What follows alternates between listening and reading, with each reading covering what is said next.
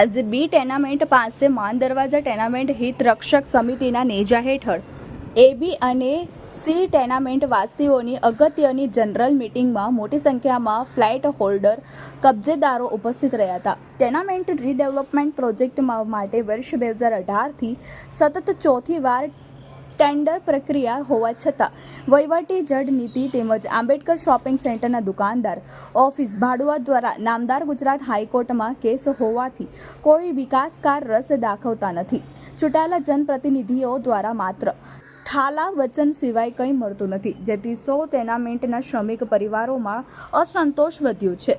આવનાર ટૂંક જ દિવસોમાં પ્રથમ માન દરવાજા ટેનામેન્ટ હિતરક્ષક સમિતિના નેજા હેઠળ આગેવાનો દ્વારા મ્યુનિસિપલ કમિશનર શ્રી અને મેયરશ્રીને ટેન્ડર પ્રક્રિયામાં નામદાર ગુજરાત હાઈકોર્ટ બાબતે ઘર વિહોણા બનેલ 1312 ફ્લેટ હોલ્ડરના હિતમાં તાત્કાલિક નિર્ણય આવે એ માટે જરૂરી કાર્યવાહી કરવા આવેદનપત્ર આપી રજૂઆત કરવામાં આવશે. સુરત મહાનગરપાલિકાનું વહીવટીતંત્ર એના જડ વલણમાં અડંગ રહે તો દિવાળીના પર્વ બાદ ટેનામેન્ટના રહેવાસીઓ પોતાના પરિવાર સાથે પગપાળા મહારેલી કાઢી મનપા કચેરી પહોંચશે. ટેનામેન્ટવાસીઓ હક અધિકાર માટે આવનાર દિવસોમાં મનપા તંત્ર સામે ગાંધી ચિંધ્યા માર્ગે આંદોલન કરવામાં આવશે.